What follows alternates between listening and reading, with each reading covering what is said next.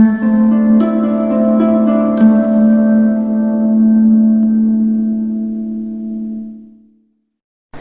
Student, myself Soni Pandey. आज की इस वीडियो में हम ट्रांसफार्मर से संबंधित कुछ प्रश्नों को करेंगे। इसके पहले वीडियो में हमने ट्रांसफॉर्मेशन रेशियो पे कुछ क्वेश्चन किए हुए हैं, तो चलिए स्टार्ट करते हैं। आज का पहला क्वेश्चन गिवन है, एक आइडियल ट्रांसफार्मर की प्राइमरी व सेकेंडरी वाइंडिंग में फेरों की संख्या क्रमशः 200 एवं 100 है। यदि 200 वोल्ट पे प्राथमिक कुंडली में इनपुट पावर 10 किलोवाट है तो फुल लोड पे हमें सेकेंडरी करंट ज्ञात करना है। तो सबसे पहले हम गिवन नोट करते हैं। गिवन क्या क्या है? गिवन एक तो ये है कि ट्रांसफार्मर हमारा आइडियल है और प्राइमरी वाइंडिंग में नंबर ऑफ टर्न जो है वो 200 है। सेकेंडरी वाइंडिंग में number of turn 100। Input power 10 kilowatt यही कन्वर्ट कर लेते हैं 10 गुणे 10 टू द पावर 3 वाट। और इनपुट वोल्टेज हमें गिवन है VP 200 वोल्ट। तो हमें फुल लोड पे सेकेंडरी करंट ज्ञात करना है। IS हमें ज्ञात करना है सेकेंडरी करंट। ठीक है, तो चूंकि ट्रांसफार्मर हमारा आइडियल है तो हम लिख सकते हैं P इनपुट बराबर primary current into primary voltage. ठीक है, यहां से प्राइमरी करंट निकाल लेंगे IP। P इनपुट की value 10 into 10 to the power 3 upon यहाँ VP की वैल्यू 200। ये सॉल्व करने पे 2 जीरो से यहाँ 2 जीरो कैंसिल होगा, यहाँ 100 अपान 250 एम्पियर। तो प्राइमरी करंट की वैल्यू आ गई IP is equal to 50 ampere. चूंकि हम जानते हैं ट्रांसफॉर्मेशन रेशियो का फार्मूला NS अपान NP बराबर IP अपान IS। अब यहाँ हम सीधे सीधे फार्मूले पे वैल्यू को पुट करेंगे। तो यहाँ से NS की वैल्यू 100, NP की वैल्यू 200, IP 50 एम्पियर और IS की वैल्यू हमें निकालनी है। तो यहाँ से 2 जीरो से 2 जीरो यहाँ कैंसिल होगा और यहाँ से IS is equal to 50 into 200 ampere. तो सेकेंडरी वाइंडिंग में जो हमारी करंट है फुल लोड पे वो कितनी है? 100 एम्पियर। तो चलिए क्वेश्चन नंबर 2 देखते हैं। पहला क्वेश्चन उसमें हमने सेकेंडरी करंट निकाला फुल लोड पे, और अब दूसरा क्वेश्चन देखते हैं। दूसरा क्वेश्चन क्या है? एक single phase transformer ideal transformer है जिसकी रेटिंग 25 kVA है। प्राइमरी वाइंडिंग में नंबर ऑफ टर्न 250 है। सेकेंडरी वाइंडिंग में नंबर ऑफ टर्न 40 है।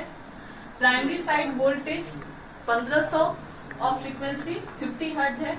तो हमें ज्ञात करना है IS and IP, secondary current और primary current on full load पे। सेकेंडरी EMF ज्ञात करना है क्वेश्चन में, और हमें निकालना है मैक्सिमम फ्लक्स इन कोर में हमारा अधिकतम फ्लक्स कितना होगा। तो सबसे पहले तो गिवन नोट करेंगे। क्वेश्चन में क्या गिवन है? ट्रांसफार्मर की रेटिंग गिवन है 25 kVA। रेटिंग जो है ट्रांसफार्मर की 25 kVA,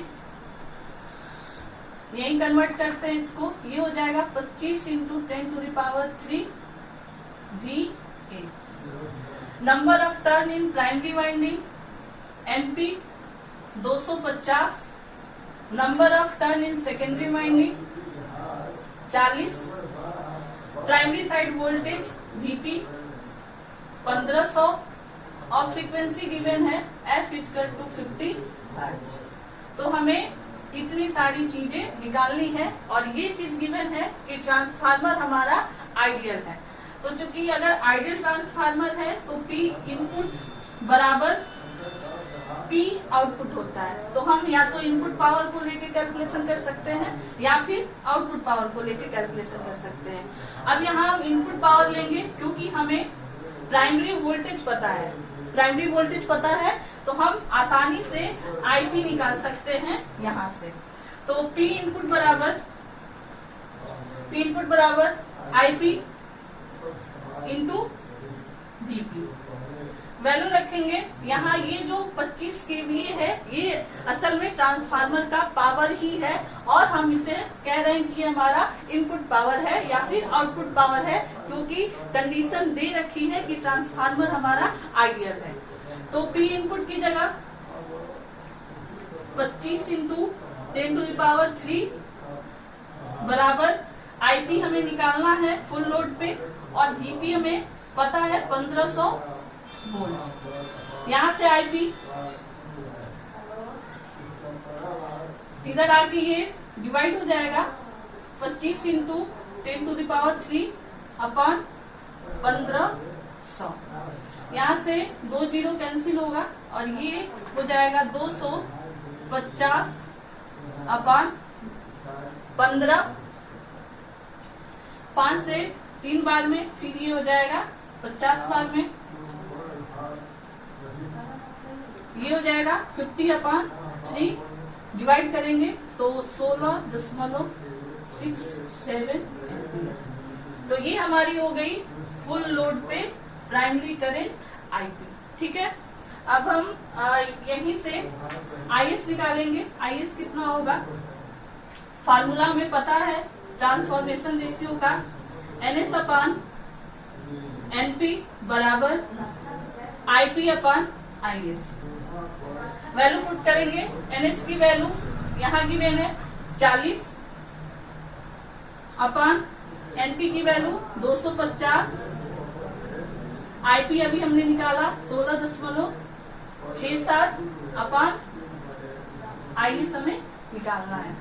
तो यहाँ से कैलकुलेशन करेंगे, IS बराबर हो जाएगा 250 इंटू 16.67 अपॉन 40। इसको सॉल्व करेंगे तो IS की वैल्यू मिलेगी 103.75 एम्पियर। तो ये हमने फाइंड आउट कर लिया फुल लोड पे प्राइमरी करंट कितनी होगी और सेकेंडरी करंट कितनी होगी। अब हम सेकेंडरी ईएमएफ ज्ञात करेंगे। तो नंबर ऑफ टर्न प्राइमरी पता है, नंबर ऑफ टर्न सेकेंडरी पता है, प्राइमरी का वोल्टेज पता है, तो सेकेंडरी का वोल्टेज हम आसानी से निकाल सकते हैं फार्मूले से। आप चाहे तो स्क्रीनशॉट ले सकते हैं, वैसे आपको समझ में आ जाएगा। तो चलिए NS/NP बराबर VS/VP। यहाँ से NS की वैल्यू 40 और NP की वैल्यू 250, VS फाइंड आउट करना है सेकेंडरी ईएमएफ, और VP हमें पता है 1500।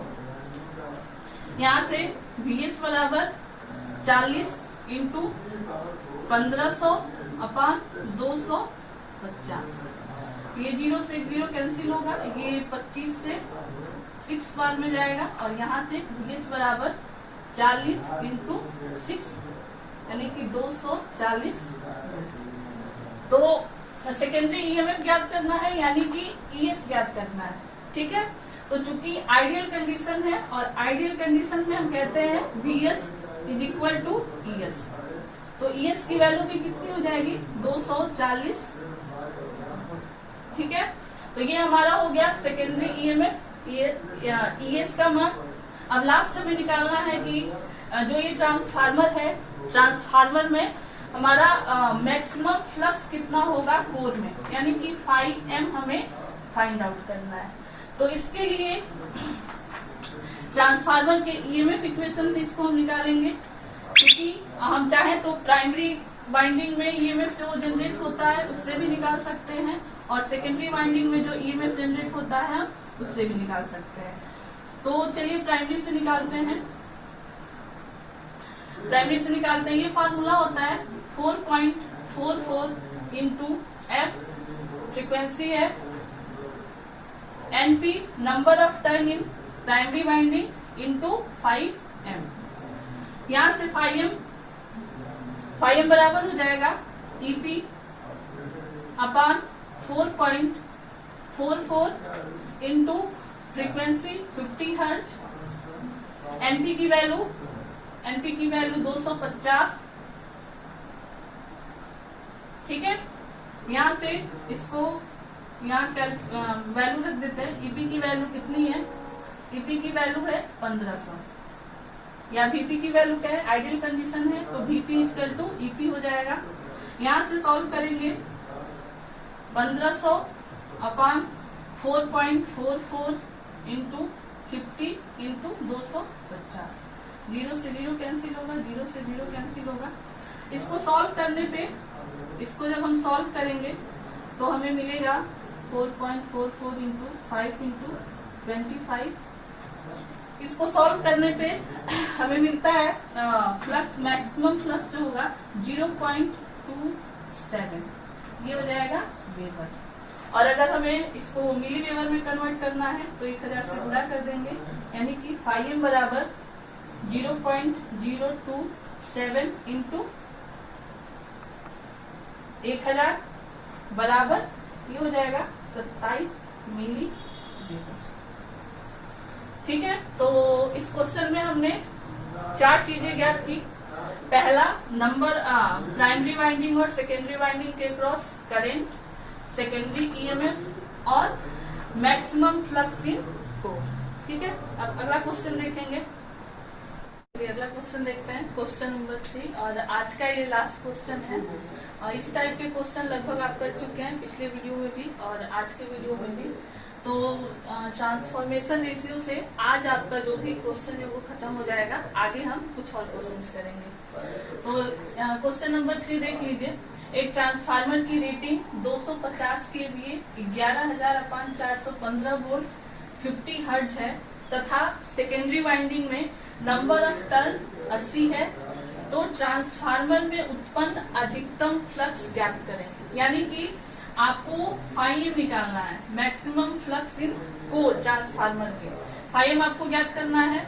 गिवन क्या है? रेटिंग है ये ट्रांसफार्मर की, रेटिंग कितनी है? 250 केवीए 11,415 वोल्ट 50 हर्ट्ज, ये ट्रांसफार्मर की रेटिंग दी हुई है।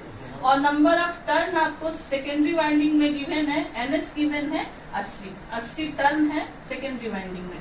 तो हमें क्या निकालना है? फाइव निकालना है। मैक्सिमम फ्लक्स इन कोर कितना होगा ये फाइंड आउट करना है। तो ये तो इसका ट्रांसफार्मर का पावर हो गया, इससे हमें कोई मतलब नहीं है। यहाँ ये इनपुट वोल्टेज है, ये हमेशा जितना हाई वोल्टेज होगा वो इनपुट साइड का होगा, और ये हमारा इनपुट है और ये हमारा आउटपुट है। या फिर क्या है, ये हमारा सेकेंडरी वोल्टेज है और ये हमारा प्राइमरी वोल्टेज है। तो यहाँ हमें फाइव निकालना है, और फाइव ट्रांसफार्मर के ईएमएफ इक्वेशन जो है उस फार्मूले में आता है। तो हम या तो E1 बराबर 4.44 into F into N P into five से निकाल ले, या फिर ट्रांसफार्मर के सेकेंडरी वाइंडिंग में उत्पन्न ईएमएफ जो E2 होता है, या ES कह सकते हैं, इसको EP कह सकते हैं। ES बराबर 4.44 into F into NS into five. इन दोनों फार्मूले से हम फाइव की वैल्यू ज्ञात कर सकते हैं। लेकिन क्वेश्चन में हमें देखना पड़ेगा कि क्या चीज गिवन है और किस फार्मूले से हम फाइव की वैल्यू निकाल सकते हैं। तो चूंकि नंबर ऑफ टर्न हमें चाहिए, इसमें हमें प्राइमरी वाइंडिंग में चाहिए जो कि आपको गिवन नहीं है, और सेकेंडरी वाइंडिंग में नंबर ऑफ टर्न आपको गिवन है। तो इसलिए ये वाला फार्मूला हम यूज करेंगे, क्योंकि number of turn in secondary winding हमें पता है। तो ES की वैल्यू भी पता है, कितना है? 415। तो ES की वैल्यू 415 वोल्ट बराबर 4.44 इंटू फ्रीक्वेंसी 50 हर्ट्ज। अगर क्वेश्चन में फ्रीक्वेंसी नहीं भी दी हुई है तो आप 50 हर्ट्ज रखेंगे। NS की वैल्यू 80, और यहाँ हमें फाइव निकालना है। यहाँ से क्या हो जाएगा? फाइव बराबर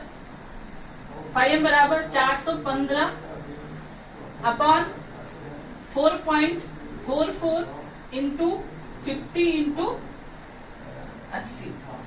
इसको हम सॉल्व करेंगे तो ये हो जाएगा 415 और ये जीरो और इस जीरो से ये हमारा डेसिमल हट जाएगा, यानी कि 444 इंटू 8 25 40। सॉल्व कर लेंगे, आप गुणा करके देख लेंगे कितना आएगा। तो यहाँ 415, जब 444 में 40 का गुणा करेंगे तो ये मिलेगा 17,760। ठीक है, आप गुणा कर लेंगे कितना आएगा। तो 5m बराबर 415 में 17,760 से जब हम भाग देंगे तो हमें मिलेगा 5m बराबर 0.0237 वेबर। ये हमारा मैक्सिमम फ्लक्स है ट्रांसफार्मर के कोर में। तो यहाँ से अगर हम इसको कन्वर्ट करना चाहें मिली वेबर में तो 1000 से गुणा हो जाएगा, तो ये 0.0237 इंटू 10⁻3, तो ये हो जाएगा 23.3। यहाँ पे 0.02337 इंटू 10⁻3, इसको सही कर लीजिए। तो ये गुणा करेंगे तो ये हो जाएगा 1000 से जब गुणा होगा तो 23.37 मिली वेबर। तो ये आपका आंसर हो गया। मैक्सिमम फ्लक्स की वैल्यू कितनी हो गई 23.37 मिली वेबर में, और अगर वेबर की बात करें तो 0.02337। ठीक है, तो आज के लिए यही इतने सारे क्वेश्चन, और बाकी ट्रांसफार्मर रेशियो पे ईएमएफ इक्वेशन पे हम सारे क्वेश्चन कर चुके हैं जो आपके एग्जाम में आते हैं। अब नेक्स्ट वीडियो में हम ट्रांसफार्मर की इफिशियंसी और उससे संबंधित कुछ प्रश्नों को करेंगे। Thank you.